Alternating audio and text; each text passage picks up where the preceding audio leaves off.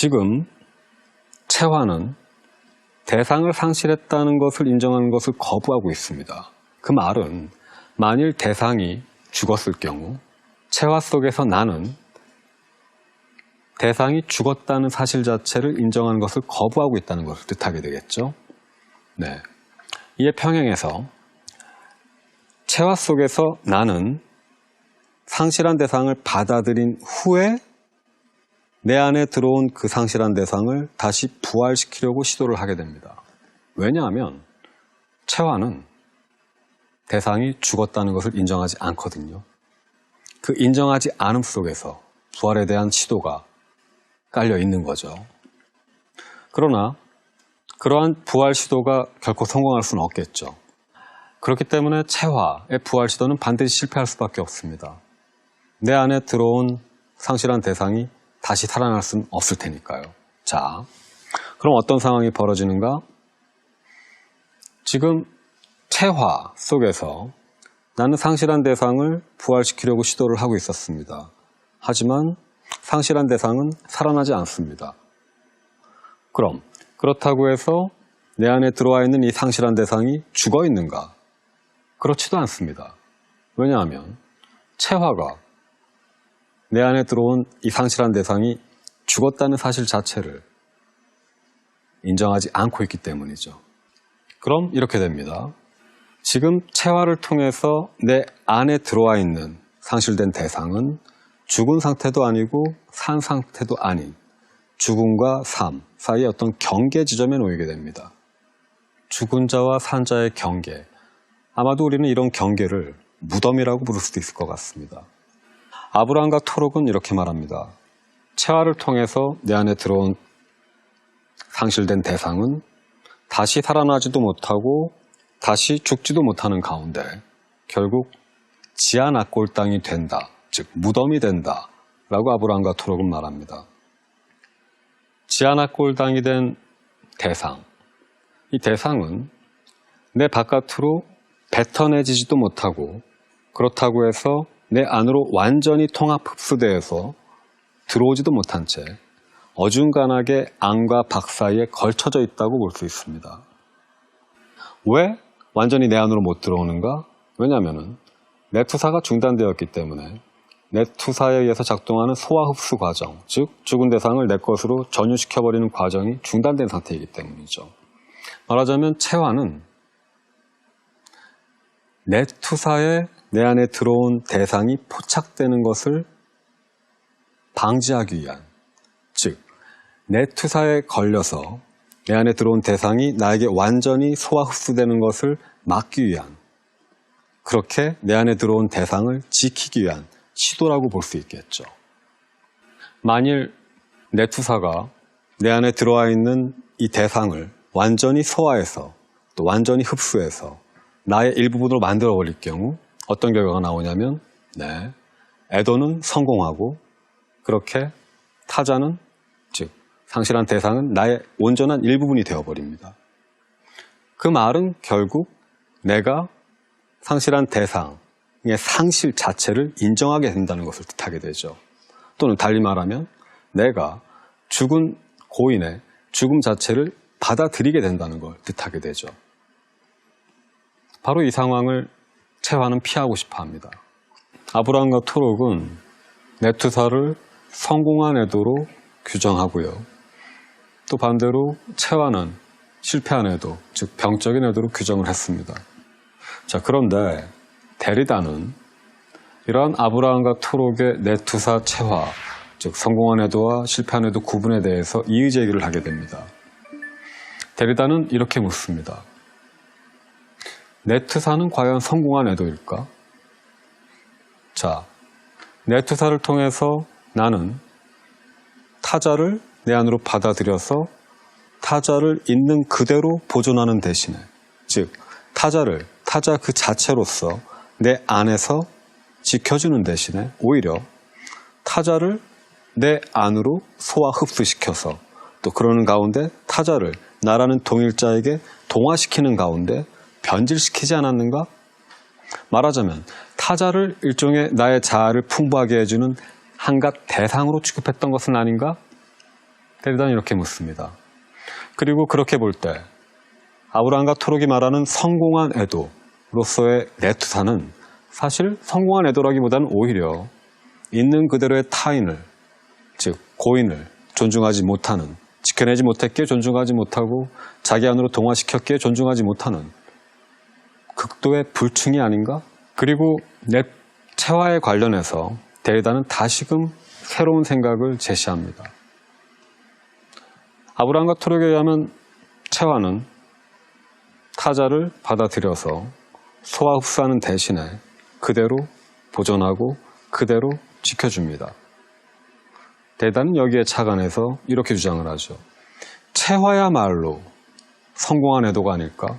왜냐하면 체화를 통해서 나는 내 안에 받아들여진 타자를 있는 그대로 보존하는 가운데 타자를 타자 그 자체로서 지켜주니까 이것이야말로 고인에 대한 극도의 충성이 아닐까? 즉, 내 투사가 하는 방식으로 타자를 내 것으로 흡수해서 변질시켜서 그의 타자성을 상실하게 만드는 대신에 오히려 타자를 타자로서, 타자를 있는 그대로 지켜줌으로써 타자를 내 안에 보존하는 것, 그것이야말로 고인에 대한 충성의 극치가 아니겠는가? 그런 의미에서 체화는 성공한 애도가 아닐까? 네, 대단히 이렇게 묻고 있습니다. 말하자면 아브라함과 토록이 제시한 내 투사는 성공한 애도이고 체화는 실패한 애도이다 라는 생각을 거꾸로 뒤집고 있는 거죠. 그래서 이제부터 데리다에게 있어서 체화가 성공한 애도가 되고 내 투사가 실패한 애도가 됩니다. 물론 아브라함과 토록의 관점에서 볼 땐 내 투사가 성공한 애도겠죠. 왜냐하면 내 투사를 통해서 자아는 건강해지니까요. 자아가 건강해지는 것이 곧 자아의 성공일 테니까요. 하지만 데리다가 보는 관점은 좀 다릅니다. 데리다가 볼 때 내 투사를 통해서 자아는 건강해졌지만 타자는 동일자로 변질되어 버렸거든요. 타자는 자아의 일부분으로 대상화되어 버렸거든요. 또는 환원되어 버렸거든요. 이러한 의미에서 적어도 중심을 어디에 놓느냐에 따라서 우리는 데리다의 애도에 대한 생각과 아브라함과 토록의 애도에 대한 생각을 구분할 수 있을 것 같습니다. 네, 결국 데리다는 애도 문제에 있어서 중심을 타자에게 두고 있는 겁니다. 그렇기 때문에 타자를 지켜주었는가, 타자를 있는 그대로 보존했는가, 타자를 아니면 지켜주지 못했는가, 그래서 타자를 내 것으로 변질시켜버렸는가, 이 문제가 데리다에게 중요하게 됩니다. 반면 아브라함과 토록 같은 경우는 애도 문제에 있어서 중심을 자아에 두고 있기 때문에 이때 성공과 실패의 기준도 역시 나에게 초점이 맞춰지게 됩니다. 즉, 내가 건강해지면 애도는 성공합니다. 반면 내가 병들면 애도는 실패하죠. 자, 이런 식으로 데리다는 아브라함과 토록의 애도에 관한 논의를 살짝 비틀어서 타자와 관계하는 방식에 관한 논의를 전개시키기 위한 하나의 토대로 삼게 되는데요. 아브라함과 토록에 따르자면은 내 투사가 중단됐을 때 실패한 애도인 체화가 시작됩니다.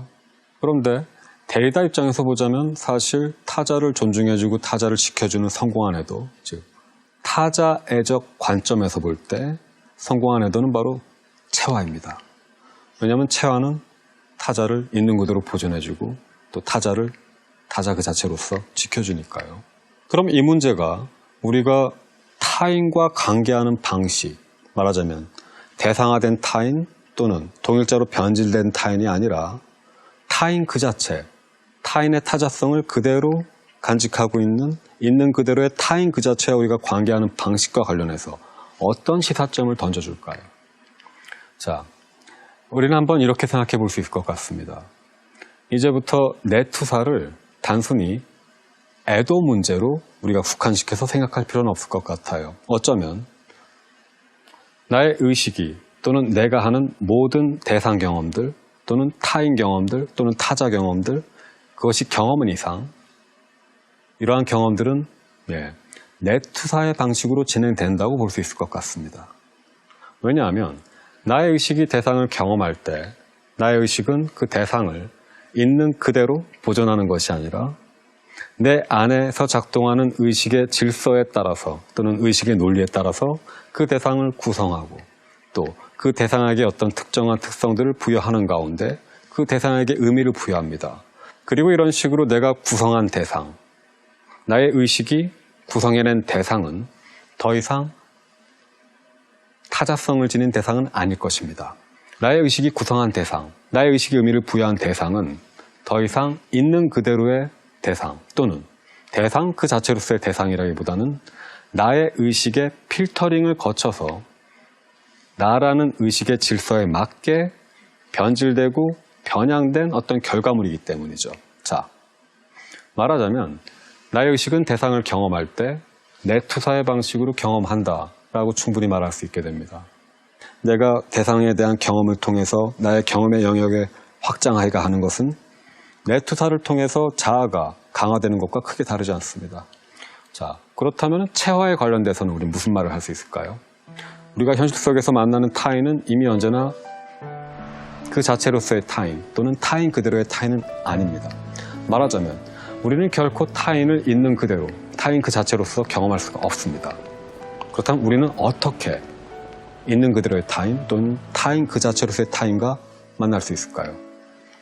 데리다가 제시하는 방식은 하나가 있는 것 같습니다. 바로 체화죠. 왜냐하면 데리다에 따르자면 체화는 타자를 내 안으로 받아들여서 있는 그대로, 즉 타자 그 자체로서 타자성을 보존하고 있는 타자 그 자체로서 지켜주니까요. 그러니까 이제부터 우리는 이 체화 개념을 데리다와 더불어 단순히 애도 문제에만 국한되는 것을 볼 것이 아니라 우리가 세계를 경험하고 대상을 경험하고 타인들을 경험할 때 그 기반에 깔려있는 어떤 경험과 연관된 기제로서 볼 수도 있을 것 같습니다. 네, 오늘 우리는 데리다의 애도 문제에 대한 사유를 통해서 타인과 관계 맺는 방식에 관해서 생각을 해보았는데요. 데리다가 제시하는 애도 관점을 끌어들여서 생각을 해볼 경우 아마도 우리는 이렇게 말할 수 있을 것 같습니다. 현실 속에서 타인은 불가능하다.